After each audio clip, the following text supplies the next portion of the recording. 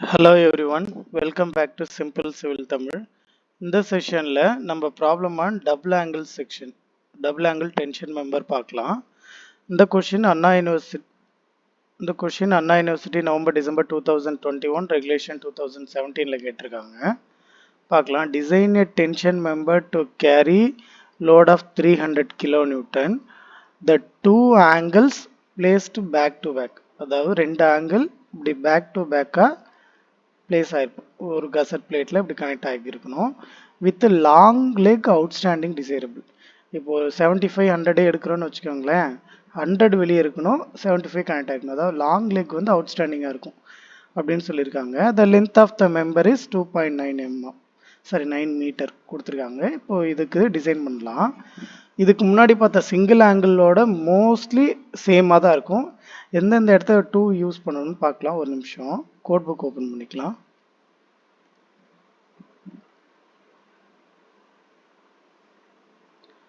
Okay, அது open ஆகட்டும், நம்ம இது பார்க்கலாம்.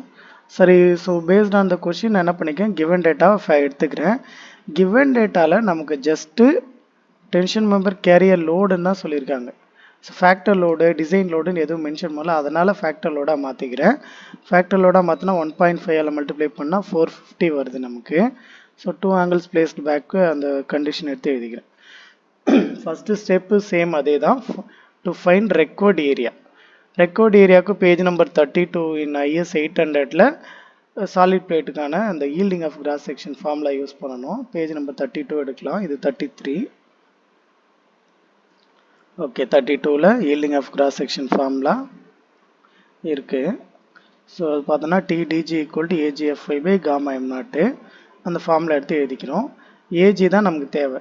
லோடு கொடுத்துருக்காங்க. இப்போ நம்ம என்ன பண்ணணும்னா ஒரு ஆங்கிளுக்கு எவ்வளோ வேணும்.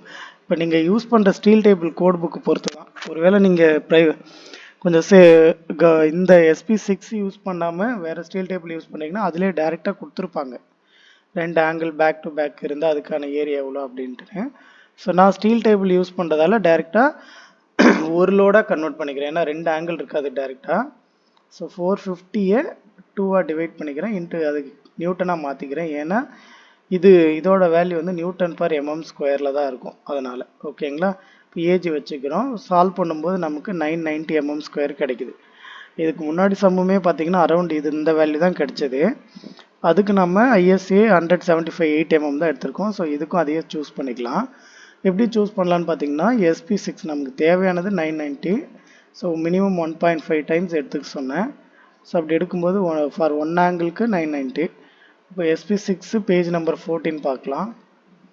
SP6 ஓப்பன் பண்ணிக்கலாம். ஓகே, பேஜ் நம்பர் 14, இது 15. பேஜ் நம்பர் 14 ஓப்பன் பண்ணிக்கலாம். என்ன பண்ணியிருக்கேன், இந்த லாஸ்ட் டைம் யூஸ் பண்ண மாதிரி 175 8 mm யூஸ் பண்ணிக்கிறேன். ஸோ 175 அதில் 8 mm, அதுக்கான ஏரியா 1336. ஓகேங்களா. பார்த்தீங்கன்னாவே தெரியும் உங்களுக்கு, கொஷினில் இங்கேயே மென்ஷன் பண்ணியிருப்பாங்க அன்ஈக்குவல் ஆங்கிள்னு, ரைட். ஸோ அதை எழுதிக்கிறோம். அப்போ ஒரு ஆங்கிளுக்கு இவ்வளோ ஏரியானா ப்ரொவைடட் ரெண்டு ஆங்கிளுக்கு எவ்வளோ ஏரியாவோ அது ரெண்டால் மல்டிப்ளை பண்ணி ஜஸ்ட் எடுத்து எழுதிக்கிறேன். Next step strength of one bolt கண்டுபிடிக்கிறோம், அதாவது போல்ட் வேல்யூ. இப்போ நீங்கள் ஆல்ரெடி உங்களுக்கு ஓகேனா இதை கொஞ்சம் ஃபார்வர்ட் பண்ணி போயிட்டு அடுத்த ஸ்டெப் பார்த்துக்கோங்க.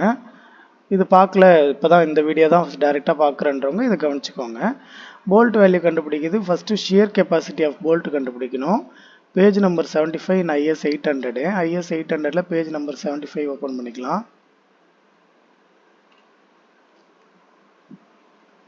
ஸோ பேஜ் நம்பர் 75ல் இருக்கு ஷியர் கெப்பாசிட்டி ஆஃப் போல்ட்.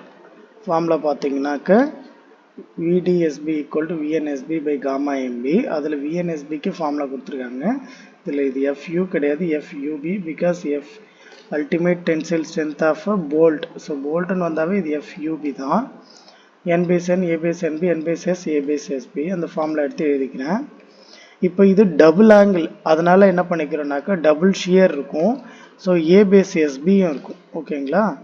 அதனால் FUBயோட வேல்யூ 400ன்னு கொடுத்துக்கிறோம்.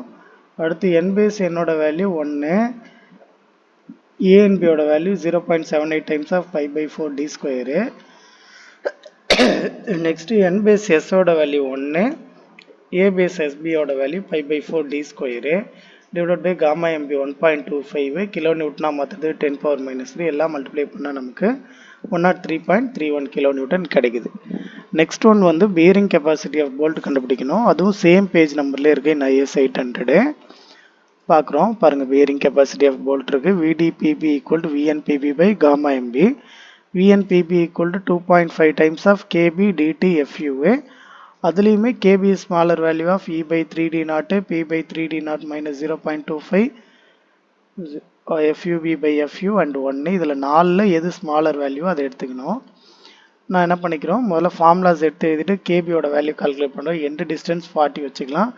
டயாமீட்டர் 20 போல்ட் யூஸ் பண்ணிக்கலாம். ஸோ இது 22, பிட்ச் 60, டயாமீட்டர் 20 போல்ட் யூஸ் பண்ணுறதால 22, FUB 400, FU 410 சால்வ் பண்ணால் 0.975.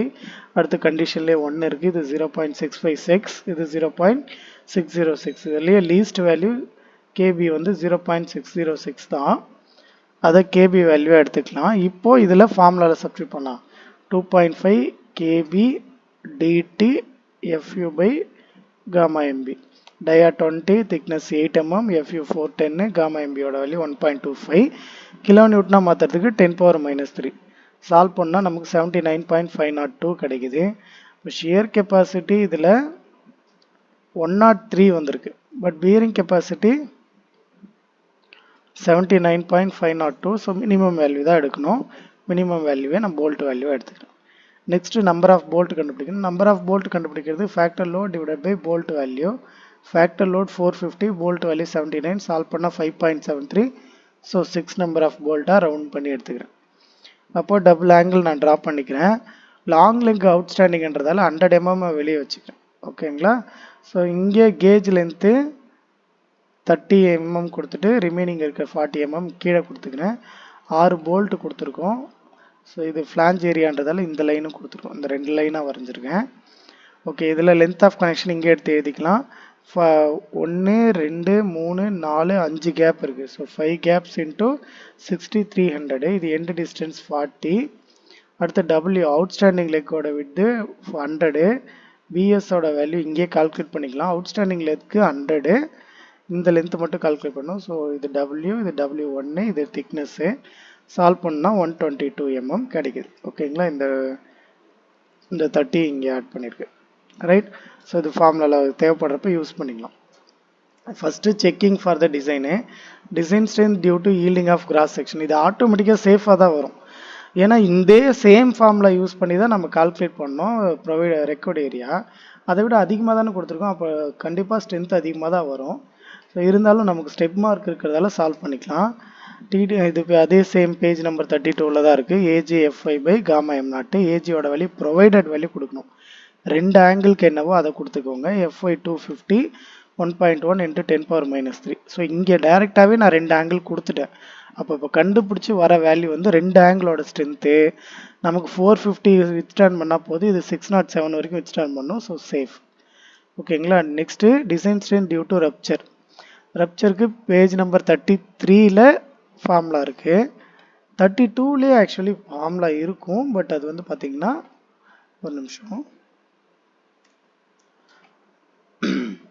32லேயே ரப்ச்சர் ஃபார்முலா இருக்குது. பட் அது ஃபஸ்ட்டு ஒன்று இருக்குது பிளேட்ஸ்க்கு. அதை யூஸ் பண்ணக்கூடாது. ஏன்னா நம்ம ஆங்கிள் தான் யூஸ் பண்ணிக்கிறோம்.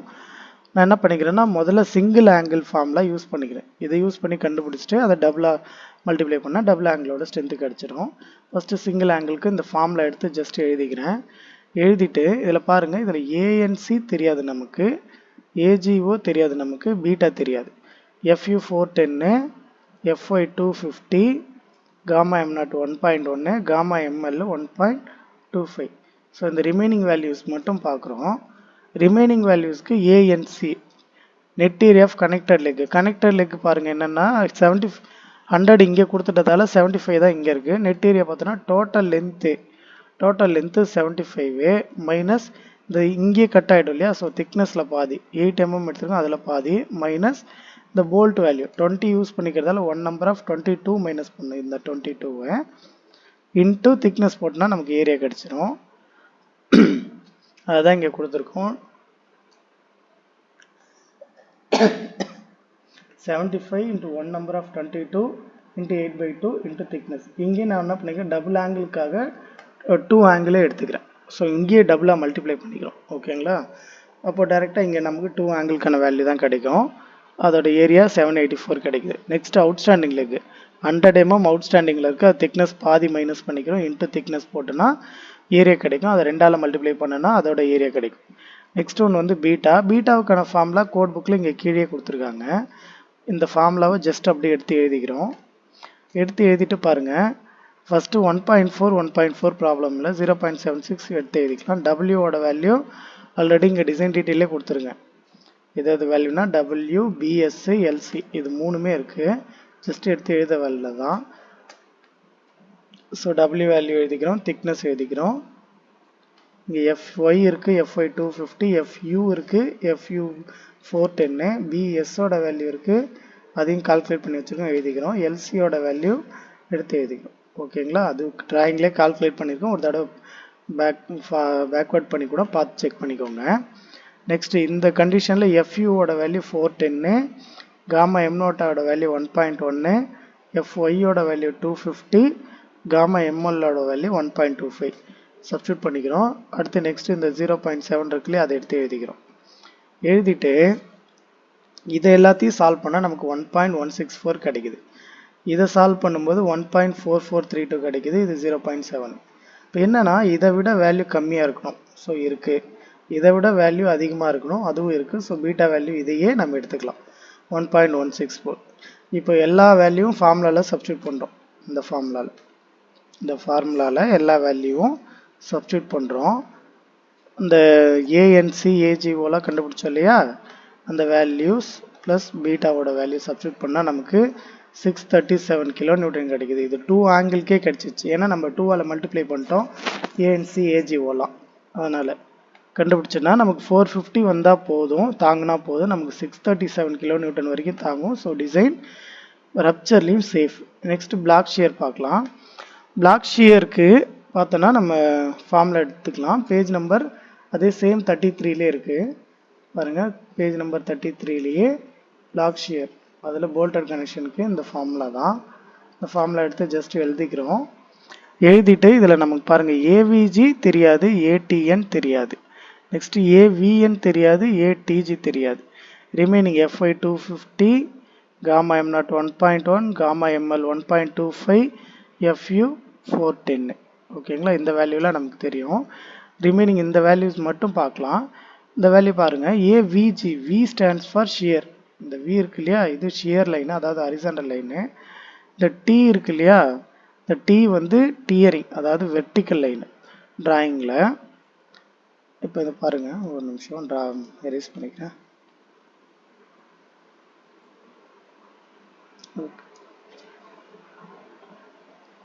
இந்த லைனு ஷியர் லைன், ரைட். அடுத்து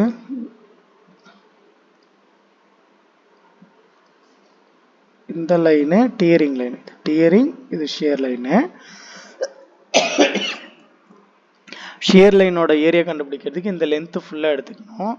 அந்த லென்த் ஃபுல்லாக எடுத்தோன்னா பாருங்கள் 40 + 5 டைம்ஸ் ஆஃப் 60, அப்போது 340 வரும். அதுதான் இங்கே எடுத்துருப்போம். ஏவிஜி = 40 + 300 இன்ட்டு திக்னஸ் 8 mm போட்டோன்னா அதோட ஏரியா கிடச்சிடும். நெக்ஸ்ட்டு ஏவிஎன், நெட் ஏரியா கண்டுபிடிக்கணும். அதாவது போல்ட்டோட ஹோல்டில் எல்லாம் மைனஸ் பண்ணிடணும். மைனஸ் பண்ணுறதுக்கு எத்தனை போல்ட் இருக்குன்னு பார்க்குறோம். இப்போ டோட்டலாக நமக்கு பாருங்கள், ஒரு ஃபுல் போல்ட்டு, 2 3 4 5 ஃபுல் போல்ட்டுமே கிராஸ் பண்ணிடுச்சு இந்த லைன். பட் இங்கே ஹாஃப்லேயே டவுன்வோர்டு வந்துடுது. அப்போ இங்கே ஹாஃப் தான் இருக்கும். ஸோ 5 + ½ 5 1/2 அதை தான் போட்டிருப்போம். 5 1/2 இன்ட்டு 22. ஸோ இன்ட்டு திக்னஸ் போட்டோன்னா அதுக்கான ஏரியா கிடைக்கும். Next tearing length. Tearing length எடுக்கும்போது கேர்ஃபுல்லாக இருக்கணும். டியரிங் லென்த்து எந்த பக்கம் அவுட்ஸ்டாண்டிங் லெக் இல்லையோ அந்த பக்கம் தான் சீக்கிரம் ஃபெயிலியர் ஆகும் டியரிங்களால். ஸோ அந்த லென்த்தை தான் எடுத்துக்கணும். இந்த லென்த்து தான். பிகாஸ் இது ஃபெயிலியர் ஆகும்னா இப்படி போயிட்டு இங்கே வரணும். ஸோ இங்கே ஃபெயில் ஆகாது, பாட்டமில் தான் ஃபெயில் ஆகும் ஈஸியாக. அது 45 mm கொடுத்துருக்கோம். அதோட value 45 × 8 360 mm². Next one A T N. A T N 45 - 0.5 times of 22. ஓகேங்களா. ஏன் 0.5ன்னு பார்த்தோன்னா இங்கே பாருங்கள் வெர்டிக்கல் லைனில் இந்த ஷியர் லைன் இப்படி வந்து இப்படி தான் ஃபெயில் ஆகும். ஸோ இந்த போர்ஷன் பார்த்தீங்கன்னா ஹாஃப் தான் இங்கே வருது, ஹாஃப் போல்ட் தான், அதனால தான் ஹாஃப் போல்ட்டை மைனஸ் பண்ணிக்கிறோம். ஸோ அதோட வேல்யூவும் எடுத்து சப்ஸ்டியூட் பண்ணி ஏரியா கண்டுபிடிக்கிறோம். இப்போ ஏவிஜி, ஏவிஎன், ஏடிஜி, ஏடிஎன் இது 4 தான் தெரியல, அந்த 4த்தையும் எனக்கு கண்டுபிடிச்சிட்டோம். ஸோ ஜஸ்ட் ஃபார்முலாவில் ப்ளக் பண்ணுறோம். ஃபார்முலாவில் ப்ளக் பண்ணிவிட்டு சால்வ் பண்ணோன்னா ஃபஸ்ட்டு கண்டிஷனுக்கு 437 கிடைக்குது, செகண்ட் கண்டிஷனுக்கு 380 கிடைக்குது. இதில் எது லீஸ்ட்டோ அதான் பிளாக் ஷியரு. இல்லைனா இங்கேயே 2 போல்ட்டுக்குன்னு மல்டிப்ளை பண்ணி கூட 2ஓட வேல்யூ 450 விட அதிகமாக இருந்தால் சேஃப்னு எழுதிக்கலாம். ஸோ நான் முதல்ல என்ன பண்ணிக்கிறேன், பிளாக் ஷியர் சிங்கிள் ஆங்கிளுக்கு 380 தான் கம்மியாக இருக்குது. இது ரெண்டில் இது 437, இது 380 தான் கம்மியான வேல்யூ, அதை எடுத்துக்கிறேன். இப்போ டபுள் ஆங்கிளுக்கு பார்க்கும்போது அது 760 மாறும், ஏன்னா 2ஆல் மல்டிப்ளை பண்ணிவிடுவோம். அது 450 விட அதிகமாக இருக்குது. அப்போது இதுவுமே இந்த கண்டிஷனில் பிளாக் ஷியரும் என்ன தான், சேஃப் தான். ஓகேங்களா. ஸோ நெக்ஸ்ட்டு கொஷின்லேயே லென்த்து கொடுத்துருந்தா ஸ்லெண்டர்னஸ் ரேஷியோ கண்டுபிடிச்சி தான் ஆகணும். எஃபெக்டிவ் ஸ்லெண்டர்னஸ் ரேஷியோ லாஸ்ட் சம்க்கு என்ன ப்ரொசீஜர் ஃபாலோ பண்ணுமோ சேம் அதே தான், ஒரு சின்ன வேல்யூ கூட மாறல. என்னன்னா இந்த லென்த்து வேல்யூ மட்டும் மாறி இருக்கு. ஸோ எஃபெக்டிவ் கொடுத்துருக்க லென்த்தே நான் எஃபெக்டிவ் லென்த்தாக கன்சிடர் பண்ணி எடுத்துக்கிறேன். அப்போ 2.9 மீட்டரை எம்எம்மாக மாற்றிக்கிறேன். Next minimum radius of gyration SP6 page number 15 இருக்குது. SP6 எடுக்கிறோம், பேஜ் நம்பர் 14 50. ஓகே, 175ல் 8 mm லைன் செகண்ட் லைனில் இருக்கும். பார்த்தோன்னா இந்த ரெண்டு வேல்யூ தான் radius of gyration, RXXA RYYY in சென்டிமீட்டரில். ஃபர்ஸ்ட் ஒன் 3.14, ஒரு நிமிஷம் இப்போ தெரியும்னு நினைக்கிறேன். First one 3.14, second one 2.18. இது ரெண்டில் நமக்கு எது சின்ன வேல்யூ அதை எடுத்துக்கணும். சின்ன வேல்யூ 2.18, அது சென்டிமீட்டரில் இருக்கிறதால எம்எம்மாக கன்வெர்ட் பண்ண 10ஆல் மல்டிப்ளை பண்ணிக்கிறேன். வர ரேஷியோ 350 விட கம்மியாக இருக்கும், நமக்கு 133 தான் வருது. இப்போ இது 2 ஆங்கிள் தானே, நீங்கள் ஏன் 2ஆல் மல்டிப்ளை பண்ணல அப்படின்லாம் கேட்க தேவையில்லை. ஏன்னா ரேடியஸ் ஆஃப் கைரேஷன் 1 ஆங்கிளுக்கு என்ன, ரேடியஸ் ஆஃப் கைரேஷன் ஃபார்முலா பார்த்தீங்கன்னா R = √5/a. இப்போ இந்த இதுக்கு நீங்கள் 2i கண்டுபிடிச்சி ஏரியாவும் 2a, ஒரு ஆங்கிளுக்கு ஏரியாவும் 2ஆல் மல்டிப்ளை பண்ணி கேன்சல் பண்ணிங்கன்னா அதே R மினிமம் தான் வரப்போகுது. ஸோ இந்த ஒரு ஆங்கிளுக்கு எடுத்தால் போதும், லென்த்து என்னவோ அதுதான் நம்ம கொடுக்க போகிறோம், 2 ஆங்கிளாக இருந்தாலும் ஒரு ஆங்கிளாக இருந்தாலும். அதனால் ஒன்ஸ் கண்டுபிடிச்சிட்டாவே இனஃப். ஸோ இதனால் இது சேஃபு. ஸோ எல்லா கண்டிஷனும் நமக்கு சேஃப் ஆகிறதால hence provide ISA 2 angles ISA 175 8 mm back to back with long leg outstanding desirable. ஓகேங்களா, லாங் லெக் அவுட்ஸ்டாண்டிங்காக இருக்கிற மாதிரி கொடுத்துக்கலாம் அப்படின்னு கன்க்ளூட் பண்ணிக்கிறோம். ஓகே, இதோட வீடியோ முடிச்சுக்கலாம். தேங்க்யூ.